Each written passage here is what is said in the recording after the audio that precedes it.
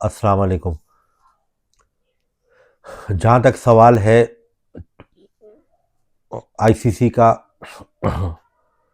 India Bangladesh की conspiracy का, वो तो अपनी जगह पे कायम है।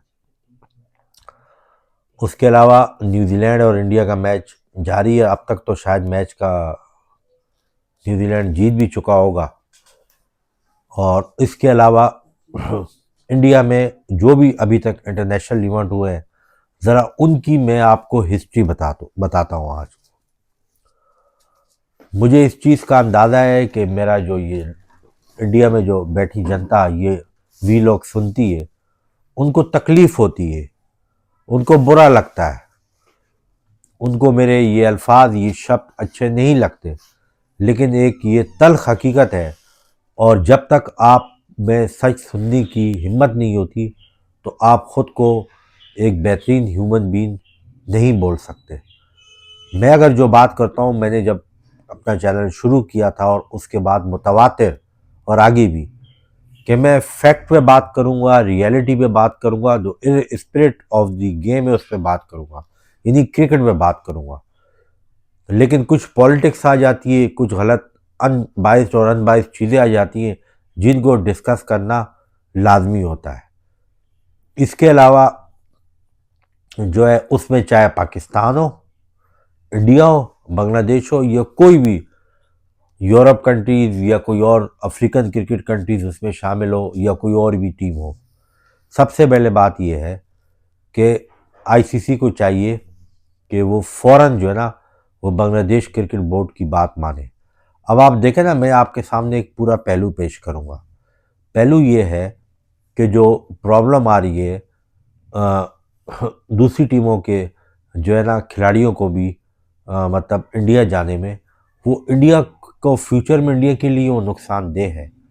इंडियन गवर्नमेंट की जो ये इंतहा पसंदी वाली एक्सट्रीमिस्ट किस्म की जो उनकी एक जो है ना, मैं ये बोलूँगा कि केमिस्ट्री है, ये उनके स्पोर्ट की रिफ्लेक्ट करने की वजह से उनके लिए फ़ायदेमंद नहीं है, उनके लिए नुकसानदेह है आने वाले वक्तों में। ठीक है। और उसके अलावा आईसीसी जो है वो कब तक, आखिर कब तक वो ये करता रहेगा। इन फ्यूचर कुछ अरसे में कोई और बोर्ड फाइनेंशियल तौर पे स्ट्रांग हो जाता है, ये किसी की मार्केट अप हो जाती है, तो आईसीसी को फिर जो है ना दोनों तरफ से थपड़े लगेंगी। तो सबसे पहले बात ये है कि बांग्लादेश के साथ गलत हो रहा है, बांग्लादेश के साथ बायस्ड हो रहा है फैसला, बांग्लादेश की बात माननी चाहिए और बांग्लादेश को न्यूट्रल वेन्यू पे मैचेस देने चाहिए। लेकिन अगर उन्होंने न्यूजीलैंड और बांग्लादेश की बात मान ली, तो इस वर्ल्ड कप में 4 ग्रुप है टोटल, और उन 4 ग्रुप में से 3 ग्रुप के मैचेस तो इंडिया से बाहर होने जा रहे हैं। अगर ये इम्प्लीमेंट हो गया तो इंडिया के पास कुछ नहीं रहेगा।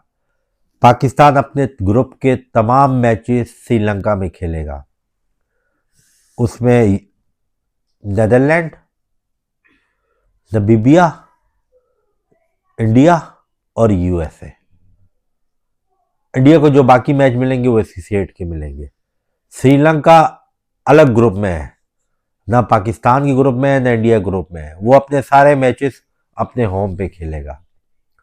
और बांग्लादेश के जो मैचेस इंडिया में होने हैं, अगर बांग्लादेश कहता है कि हम इंडिया में नहीं खेलते, तो सिर्फ बांग्लादेश साथ में नहीं जाएगा, बांग्लादेश के साथ इंग्लैंड, वेस्ट इंडीज भी दूसरे मुल्क में जाके खेलेंगे।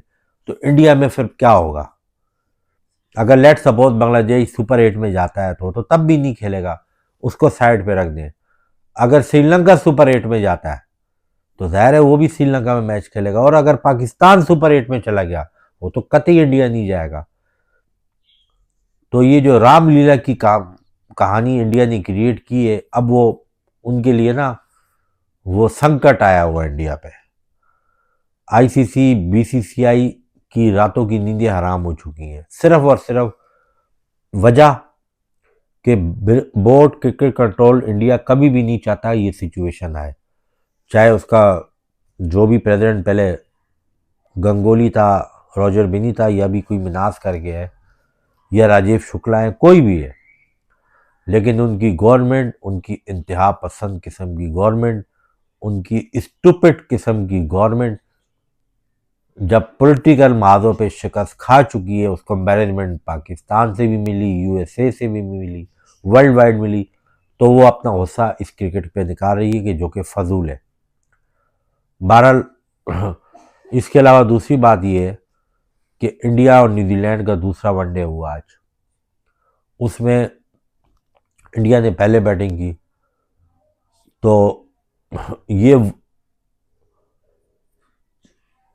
286 समथिंग 87 रन बनाए, लेकिन न्यूजीलैंड की वनडे में पाकिस्तान में भी ट्राई नेशन उन्होंने जीता है।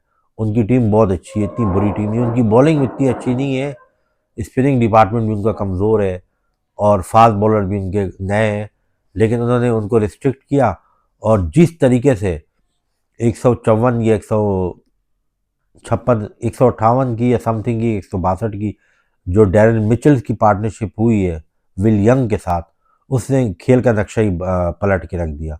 उन्होंने उनके जो वाइल्ड कार्ड है कुलदीप यादव को भी बहुत अच्छे तरीके से टैकल किया और फास्ट बॉलिंग को भी उन्होंने बहुत अच्छे तरीके से टैकल किया। तकरीबन बॉल टू बॉल उनको रन चाहिए थे, उनकी 7 विकेटें बाकी थी। अभी तक तो रिजल्ट आ भी चुका होगा उसके बाद मैच का। डेरेन मिचेल उनका बहुत अच्छा प्लेयर है, स्पेशली टेस्ट और ख़ासकर वनडे में, T20 में, लेकिन वनडे में उनका बहुत अच्छा प्लेयर है। और उसके आने से उनकी मिडिल ऑर्डर कीन विलियमसन का फ़र्क इसलिए नहीं पड़ा कि डेरेन मिचेल उसी किस्म का गेम खेलता है, बल्कि उससे थोड़ा ज़्यादा तेज़ भी खेलता है, जैसे कि वो खेलता है केन विलियमसन खेलता है। इसके अलावा रिजवान को जो उस पर कॉन्टेंट करना लाजमी था, लेकिन चलो इसी कॉन्टेंट में उसको शामिल कर लेता हूँ कि उसको रिटायर आउट जब करार दिया गया तो पाकिस्तान में साबिक टेस्ट क्रिकेटर ने बहुत, और यूट्यूबर ने और दूसरे तीसरों ने बोला कि ये इंसल्ट की है। बहरहाल मैंने आपको पहले भी बोला है कि ये कोई इंसल्ट नहीं है, कि क्रिकेट में ये वाक़यात हो चुके हैं। जब तिलक वर्मा जैसा उनकी अपनी लीग में आईपीएल में उसको बाहर बुला लिया था, डेविड कॉनवे 50 कर चुका था सीएसके का, उसको बाहर बुला लिया था। फ्लेचर 100 के करीब था, उसको बाहर बुला लिया था। डुप्लेसी के साथ हुआ है। ILT20 का मैं आपको बता चुका हूँ। काफ़ी ब्रैथवेट जिसने फाइनल में 4 छक्के मारे थे, ये हिटर है, तो अकॉर्डिंग टू सिचुएशन हो जाता है, इसमें कोई इतनी बड़ी बात नहीं। हाँ, एक बात यह है कि उसमें उनका जो कोच है उसने बाकायदा तौर पे रिजवान ने थोड़ा सा रिएक्शन दिखाया होगा, उसने रिजवान से सॉरी किया। ये बड़ी इंथेंटिक रिपोर्ट है कि रिजवान को कहा गया कि अकॉर्डिंग सिनेरियो ऐसा बन गया था कि 2.5 ओवर समथिंग बाकी थे, तो उन्होंने ये सोचा कि ऐसा कोई थ्रू आउट जो ना संडरलैंड करके कुछ संडर करके उनका कप्तान है कौन, वो जाएगा ताकि वो हिटिंग कर ले, वो हिटिंग के लिए मशहूर है। हालांकि उससे भी कुछ नहीं किया, 1 रन बनाया। तो रिजवान ने कोच को बोला कि भले वो उम्र में बड़ा हो, सीनियर हो, जूनियर हो, कप्तान है, उसकी इंस्ट्रक्शन फॉलो करनी पड़ती है, तो इसमें कोई बात नहीं है। तो ये जो रूमर और जो ये बातें जो कर रहे हैं कि नहीं जी वो रिजवान को बिग बैश छोड़ लेनी चाहिए, तो ऐसी कोई बात नहीं है। अगर देखें, अगर उन्होंने पाकिस्तानी खिलाड़ियों की इंसल्ट करनी होती तो कभी अपनी बिग बैश लीग में नहीं लेते। जितना प्रमोशन बिग बैश में पाकिस्तानी प्लेयर्स को, खासकर बाबर आजम को मिला है और बाकियों को मिला है, इस किस्म का वार्म वेलकम किसी भी लीग में किसी पाकिस्तानी प्लेयर को कभी भी नहीं मिला। ये बात फैक्ट है। अब वो माइकल वॉन जैसा स्टूपिड किस्म का क्रिकेटर जो जिसका रिकॉर्ड ही स्टूपिड है, वो कभी बोलता है बाबर आजम ये है, इससे पहले वो साइमन डूल ने बोला। इनके बोलने से कुछ नहीं होता, ये बोलने से कोई भी कुछ नहीं होता। किसी के साबिक क्रिकेटर ने कोई भी राय दे दी, उसके ग्रैंड मैगरा ने बोला था जो रूट तो कभी ऑस्ट्रेलिया में 100 कर नहीं सकता है, दवा 2 सेंचुरी कर ली। तो इस स्टूपिड किस्म के स्टेटमेंट आते रहते हैं जिसमें मिर्च मसाला लगा के आगे पेश किया जाता है, तो उसकी इनकी कोई अहमियत नहीं होती। और दूसरी बात यह है कि जो यहाँ पर बात पॉइंट आउट हुई है कि यार वो कलर की वजह से या वो रिजवान परहेजगार है उसकी वजह से किया गया है, तो पाकिस्तान के स्पोर्ट जर्नलिस्ट सनाउल्लाह खान वो कह रहा है नहीं ये बात तो नहीं है, ऐसे नहीं है, रिजवान तो पाकिस्तान टीम का कप्तान बन के भी ऑस्ट्रेलिया गया है। तो सनौला बाज़ औक़ात ना, तू बहुत बड़ा यूट्यूबर है जले से, लेकिन तू तो वीलॉग करता है ना, यूट्यूबर हो गया ना तू, तेरे फॉलोअर भी बहुत है, तेरे को सुना भी जाता है, लेकिन तू बाज़ औक़ात बात को ना बहुत अजीब सी कर लेता है। जब ये जो साबिक टेस्ट क्रिकेटर या इस किस्म की किसी ने अगर बात की है तो हो सकता है वो बात सही भी हो। तुम आगे से ये पेश कर रहे हो कि रिजवान जो है वो पाकिस्तान टीम का कप्तान बन गए, जब और अगर थोड़ी बहुत तुम में समझ बूझ हो और तुम्हारे अंदर कोई ये एलिमेंट हो तो रिजवान जब कप्तान बन के गया है वो पाकिस्तान टीम का कप्तान बन के गया है। उसमें ऑस्ट्रेलियन क्रिकेट बोर्ड या ऑस्ट्रेलियन फ्रेंचाइज ओनर का इन्फ्लुएंस नहीं हो सकता था। इस दफ़ा जब वो बिग बैश गया है वो ऑस्ट्रेलिया की एक फ्रेंचाइज ने उसको ख़रीदा है, तो फ्रेंचाइज में जो मैनेजमेंट है, फ्रेंचाइज का जो सिस्टम चलाने वाले हैं, उन्होंने शायद इस बेस पे भी हो सकता है वो करने की कोशिश की हो।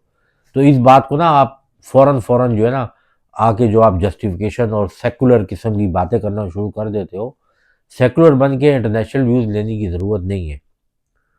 एज अ पाकिस्तानी बन के बात करो, और अगर उन्होंने कोई बात की है तो या तो फिर तुम्हारे में इतनी हिम्मत है तो तुम एवरेज किस्म के प्लेयरों को, कामरान अकमल, अब्दुल रऊफ़ और ये एहसानुल्लाह और दूसरों को जो तुम लेते हो अपने उसमें ब्रॉडकास्ट में या उनसे इंटरव्यू लेते हो, और एक कोई शुएब नामी भी एक तुमने फंटर बिठाया होता है वो, और एक कोई फीमेल किरण नाम की, तो जिन्होंने बोला उनको तुम ले लो ना कि तुमने किस पॉइंट ऑफ व्यू पे बात की है।